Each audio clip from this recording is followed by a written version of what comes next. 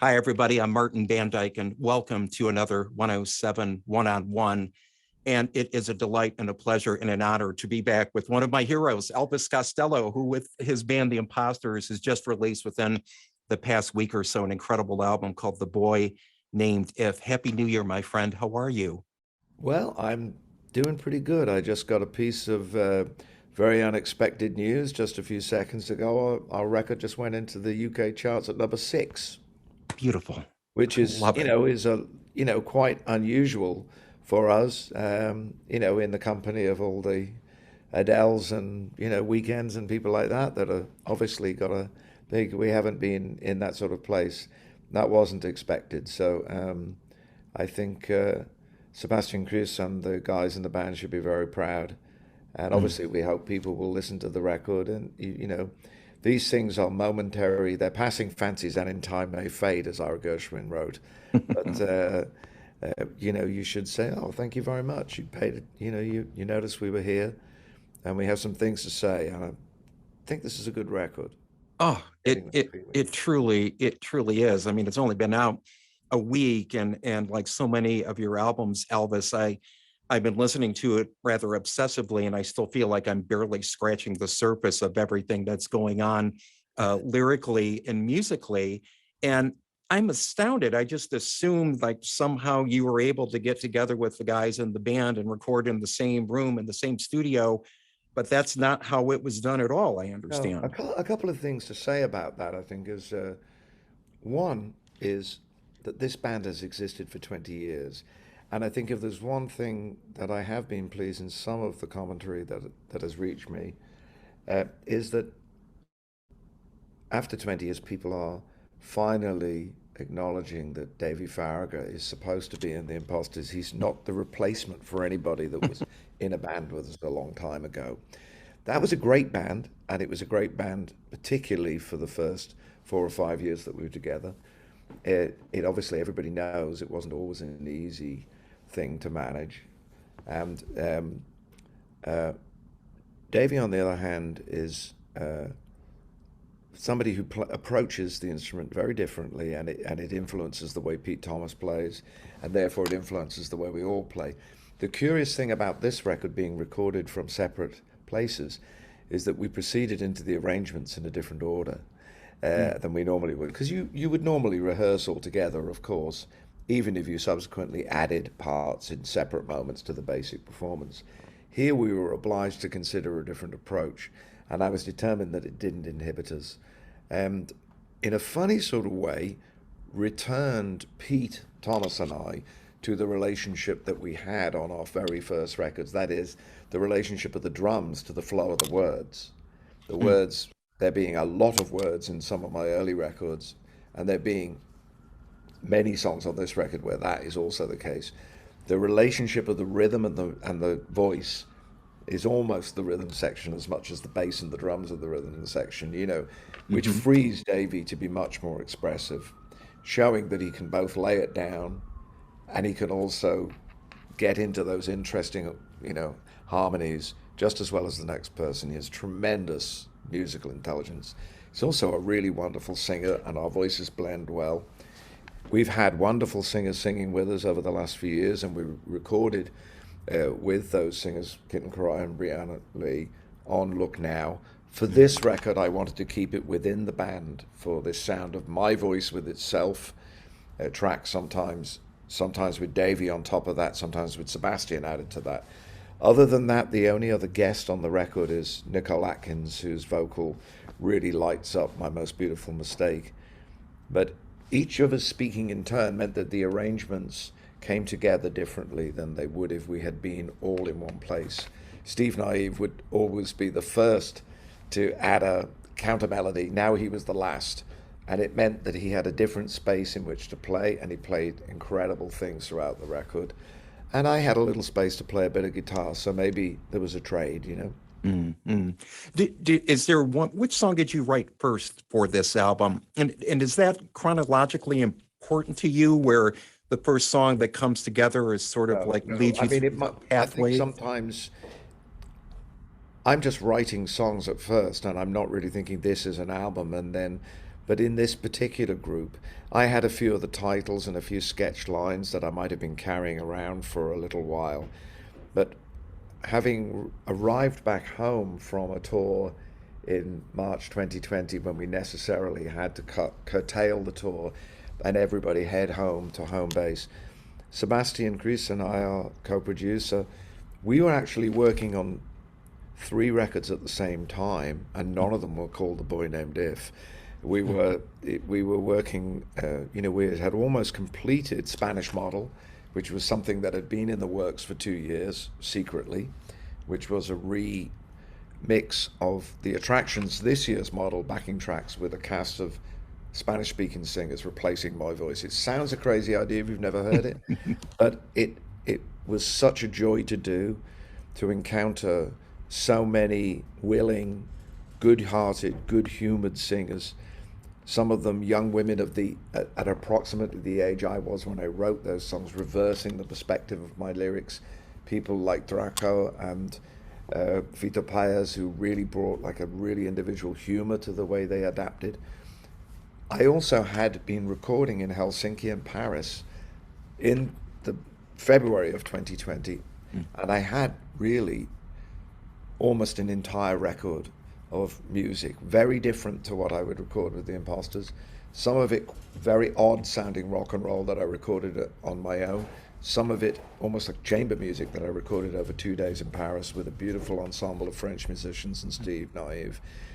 My friend Michael Leonard contacted me about a couple of pieces of music he had that he wanted me to write words for.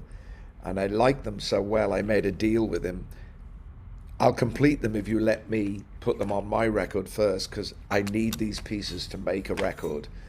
And so that's what we did. And that was really the first work that I did over exchanging files. I had done a few remote recordings in the past, but in this case, I was really getting inside tracks that Michael had composed and recorded in New York with Bill Frisell and Nels Klein from Wilco, and other great musicians from his orchestra. And I added my voice. That became the album Hey Clockface. Now, by this point, we're in the summer of 2020. Now we're talking about 3 records, all working at once. By the way, at the same time, Sebastian was mixing 4 albums of live music to include in the Armed Forces box set that was scheduled for the end of that year. Meanwhile, I wrote all the songs on The Boy Named If. I guess they came to me very quickly with the guitar dragging the words out of me. I fortunately recognized the connection between different songs in terms of storytelling. And I think that trusting the band with their animation of those texts, I think we all of us recognized a certain amount of shared experience. You know, Pete's 3 weeks older than me, and Pete and Davey, Steve and Davey are only a few years younger. So we are at the time where we can see vividly the younger man, the child before that, our own children, even grandchildren, and we've shared a lot of things in life. We're not very sentimental, I love you man friends. We don't talk like that. We're English, but we do sort of.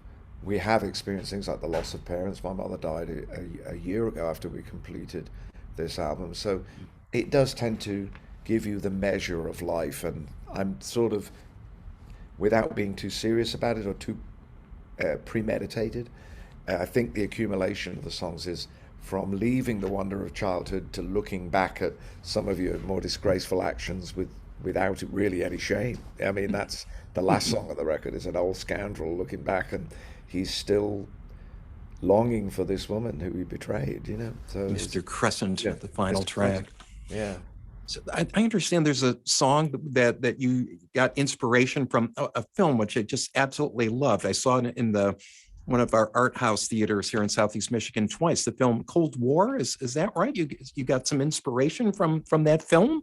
Well, actually, after the making of all of these things, the way you think in terms of words and pictures is, I take a lot of inspiration from painting. You know, I have done for many years. I sometimes will spend my afternoons in an art gallery, and sometimes I'll be walking through, and it won't be a famous painting even necessarily, but something about the picture will suggest a storyline or maybe a transposition of the name of the painting. It's probably in another language anyway. I'll write it down in English and it'll start a train of thought. The same thing happens with movies. Sometimes they move you in a way that you can't really explain. Um, I happened to be in Liverpool in late 2018. We had made Look Now, the first record that Sebastian produced for the Imposters. My mother was in hospital recovering from a really severe stroke. I was trying to keep, you know, myself optimistic of her recovery. I spent a lot of time working with an electric pencil, as you see, drawing. Yeah. I developed sort of a more of a intense relationship between music and pictures, even though I have no pretense to being a skilled artist. They are my dreams and my nightmares and my jokes, whatever they are, and they became more a part of the visual dimension of these records. And I went to see this movie in black and white, Cold War, that Pavel Pawlowski had made. And I saw it 3 times in one week. And it became, I love the music within it. I love the way it transposed Polish folk music into kind of a formalized kind of folk and political presentation. And then eventually, as the characters made their way across the Iron Curtain into France, the music became pop and most especially jazz. And I became, I got it, you know, I mentioned this, the impact of this music on me. And I had a call from Pavel's producer, Tony Sachetarian, and we got together in Paris and had a conversation about whether sometime in the future he might want to adapt the story to the stage. So in tribute really to, not really a score, but just in tribute to his film and to say thank you for the way it moved me, I wrote 3 songs. 2 of them are on Hey Clockface and 1 of them are on The Boy Named If. They all relate to that film. The 2 songs on Hey Clockface are Revolution 49, which is my rendition of the opening scene of that film.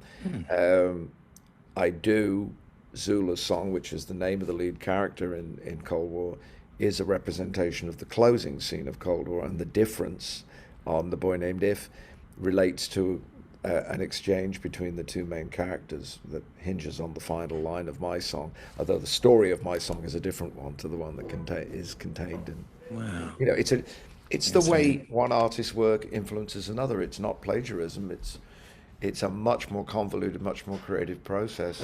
Taking one line as the starting point of, you know, it's like as if you said, you must remember this. You could go lots of different ways, you know. You're not necessarily, you know, singing as time goes by, you know, or regrets. I've had a few, you know, that you're not necessarily going to sing my way.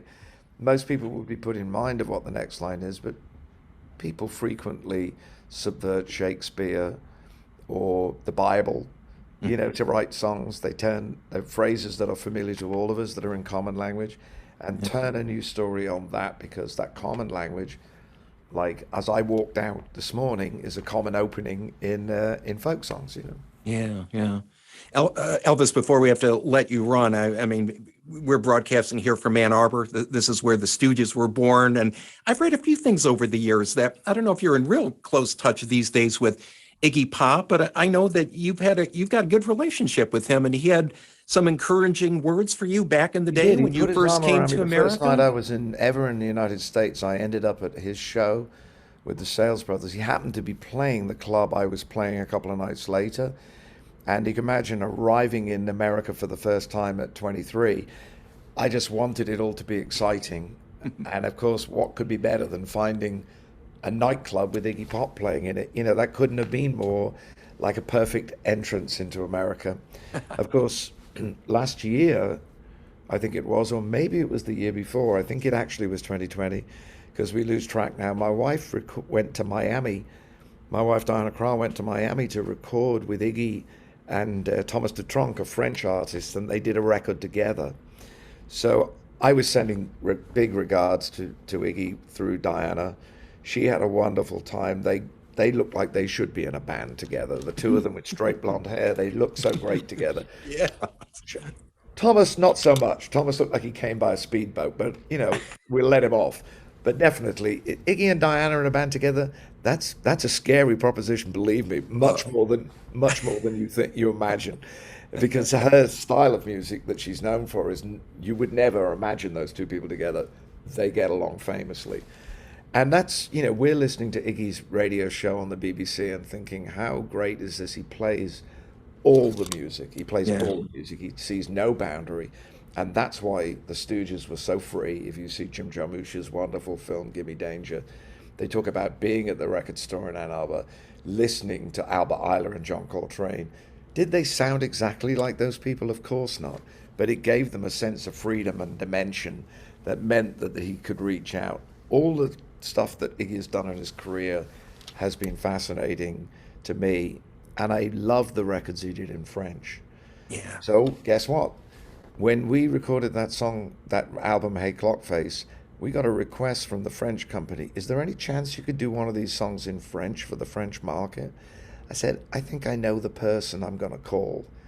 And I said, Diana, can you call Jim and ask him if he'll speak to me about? And next thing, we're sending a message to Iggy, and he did. No Flag. The record I recorded in Helsinki, we had it translated by Steve Naive's partner Muriel Theodori and her son Ajuk, who's a wonderful singer. And we sent Iggy the lyric in French, and he went to work for the next 4 weeks perfecting his delivery. I mean, he took it incredibly seriously. Yeah. He didn't just go up to the mic and fake it. He sang it like him. And that's the thing. You think, well, somebody like this who's so free and wild by most people's intention is a thoughtful artist but when he gets in the moment of performance, it's totally alive. And he did two renditions, one spoken and one singing, and we mixed them both. We did a dub mix with the spoken version. And you check him out. It's on an EP called La Face de Pendule à Coucou, the face of the cuckoo clock. Mm. Yeah, the dial of the cuckoo clock, strictly speaking. Mm. But it was so fun to hear him. And then we went on and did a whole EP of these translations. Isabelle Johnny, the incredible French actress, did Revolution 49. A group from Franco-Cuban Congolese group, Shegwe, did a version of Hetio Horror Confidential. And of course, this is prior to Spanish Model. This Yeah. idea of maybe hearing your songs, not feeling so protective, territorial, but allow them to be heard in other languages, other types of singer. Some of the singers on the Spanish record have much more melodious voices than I do, which brings the melody, the shape of the melody. Sometimes I have to say, hey, I didn't even know this had a tune the way I was singing it. But it's been wonderful to hear these transformations. And of course, we're talking about a language which is shared by so many people in the United States, not just in Latin America, Central America, and Spain, but other places in the world, including the Spanish-speaking parts of America, which is, Texas, California. We have Nina Diaz from Texas singing on the record. We have La Marisol from La Santa Cecilia, who describes herself as Mexicana Americana. Hmm. She's both, and you can be both. And singing all these songs together and sending The Boy Named If out into the world from wherever we were, Steve Naive in France, myself in Canada, the other three guys involved in California, and Nicole Atkins recording her part in Nashville. That kind of time travel wasn't imaginable many years ago when we started. You had to actually go to the location. Yeah. And as you know, we've traveled around and recorded in Hollywood, recorded in New Orleans, recorded in Nashville, recorded, in Mississippi. And each of those adventures added a real atmosphere to those recordings. So I think that experience allowed us to trust each other. And heaven knows, not having to look at our ugly faces really helped. Oh, Elvis, I could talk to you all day, but I know we've got to let you I better run. This go. This is a 107 one-on-one. I'm Martin Van Dyke, and That's very our kind guest, of you. Elvis Costello. Until the We, next we time. love you and we love your music. Thank you. Stay well, my friend. Thanks for joining Cheers. us. Okay. Bye now. Cheers. Bye-bye. Bye-bye.